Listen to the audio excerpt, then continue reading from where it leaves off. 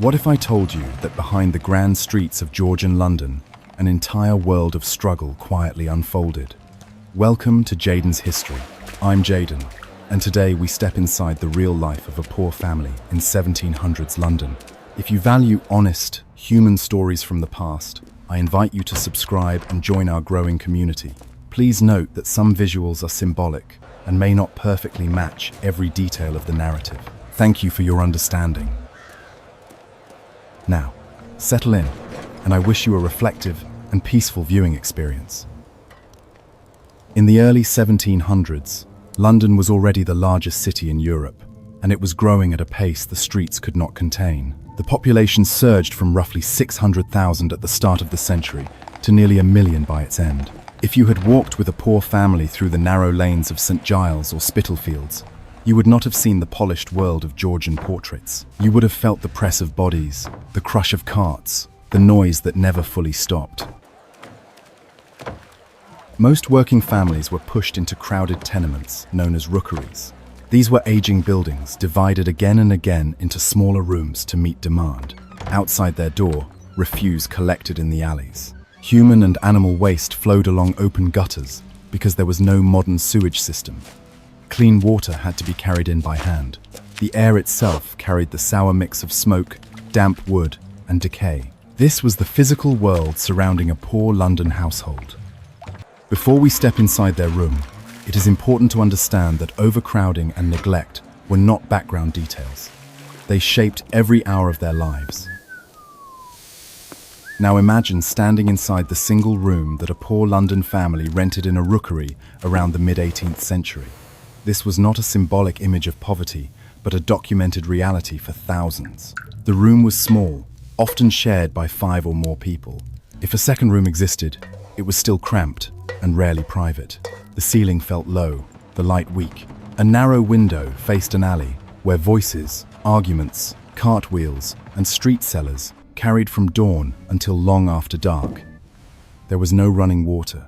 Every bucket had to be filled at a public pump and carried back through crowded lanes. Washing was limited by effort and cost. Clothing absorbed the smells of smoke, sweat, damp wood, and the open drains outside. In colder months, the air inside could feel heavy and wet. In warmer weather, the odor intensified, mixing with refuse from the street and the shared privy nearby. This single space had to serve every purpose. Food was prepared over a small hearth if fuel could be afforded. The same table might be used for mending clothes, preparing meals, or supporting a child learning a trade. At night, straw pallets were laid across the floor so parents and children could sleep side by side. Many families took in a lodger to meet the rent, adding yet another presence to an already crowded room. Home was not quiet or orderly. It was survival compressed into 4 walls. For the father of a poor London family in the 1700s, work was never guaranteed. Employment for unskilled men depended on the season, the weather, and the daily demand for labor. He might find work along the docks, unloading ships by hand, carrying timber, sugar, or coal until his back and shoulders burned. On other days, he could join the many who searched the exposed banks of the Thames at low tide, scavenging bits of coal, rope, or scrap metal to sell. This practice was common among the poorest and brought little reward. The work was dangerous. The river was polluted, the docks crowded and chaotic. Injuries were frequent, and there was no insurance, no compensation. If he could not work, the family did not eat. Wages, when earned, were spent almost immediately on rent, bread, fuel, and drinkable water. Saving money was a luxury beyond reach. As the head of the household, under a rigid social order, he carried the expectation to provide. That pressure was constant. Each evening, he returned, not with security, but with whatever the day had allowed, knowing that tomorrow might bring nothing at all. If you look closely at a poor household in 18th century London, the center of its daily survival was often the mother. Women in this period frequently bore many children, sometimes 8 or more across their lifetime. High infant mortality meant that pregnancy and loss were both familiar experiences. Each birth carried risk, and medical care for the poor was limited and often unaffordable. Her work did not pause. Without running water or modern sanitation, even basic tasks demanded strength and time. Water had to be carried from a public pump. Clothes were scrubbed by hand. Meals were prepared from simple ingredients such as bread, oats, or potatoes when they could be obtained. Fuel for the hearth had to be carefully rationed. In a single crowded room, she managed cooking, cleaning, mending, and childcare all at once. Illness was a constant presence.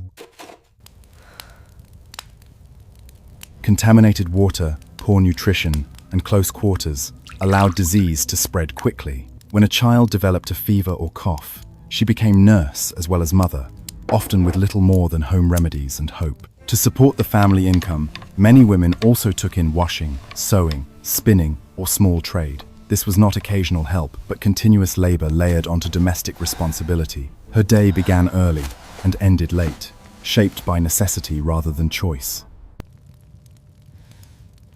For a poor family in 18th century London, childhood was fragile from the very beginning. Parish records and contemporary accounts show that in some districts, nearly half of all children died before the age of 2.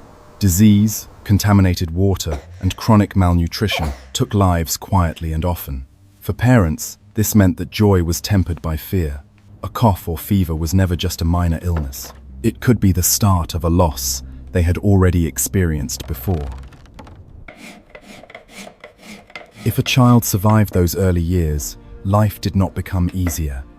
There was no system of compulsory education for the poor. Schooling required fees or charity, and many families could not spare either the money or the time. By the age of 7, some children were already contributing to the household income.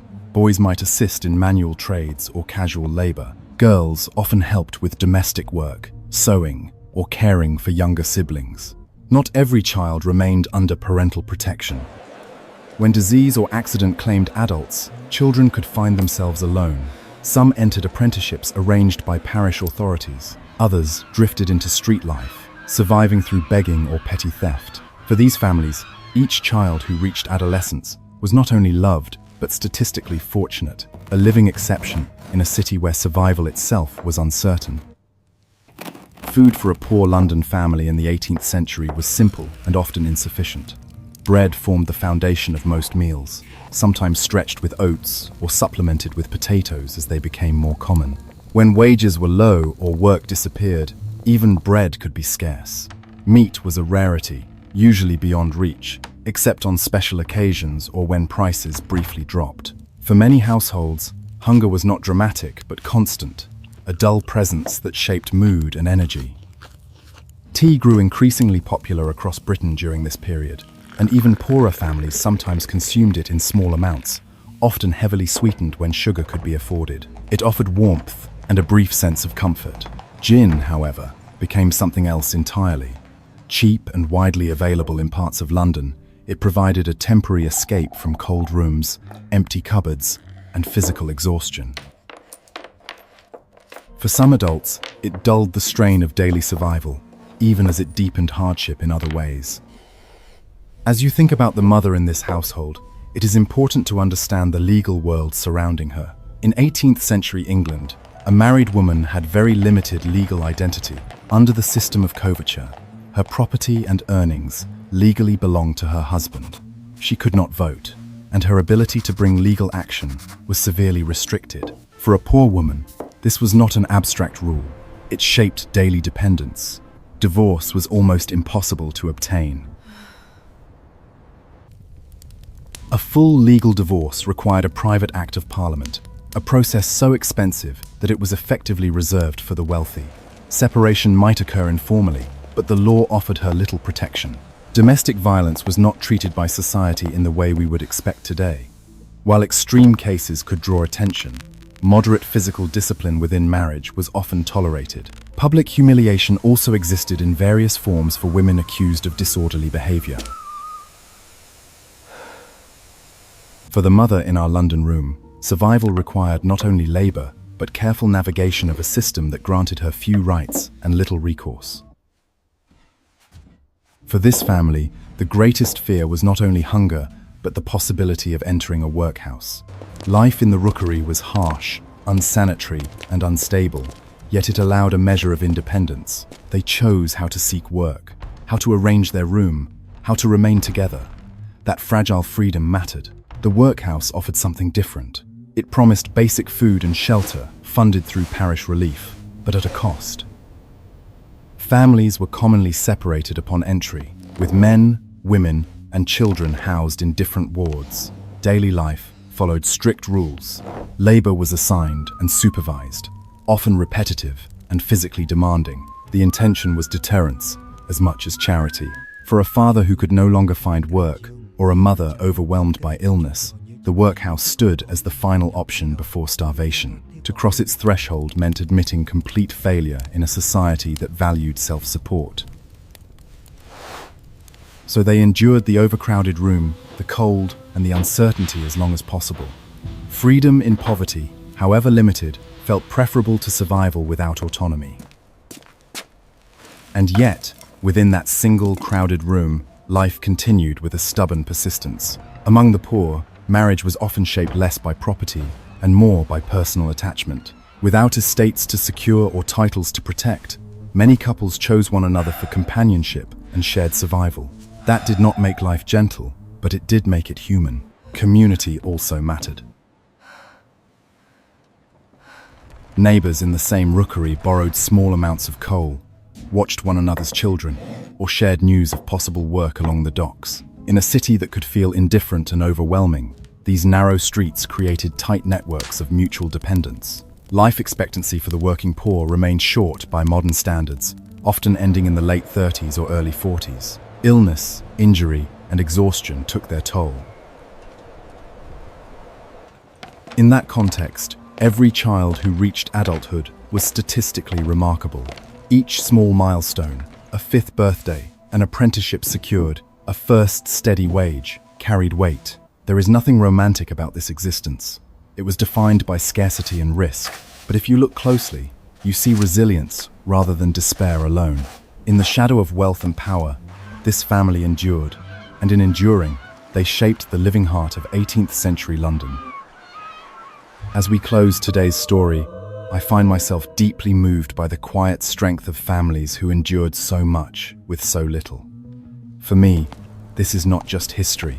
It is a reminder that resilience often grows in the hardest places. If this journey through 1700s London spoke to you, I would truly love to hear your thoughts in the comments. Let us reflect and learn together. And if you want more honest human stories from the past, please consider subscribing to Jaden's History.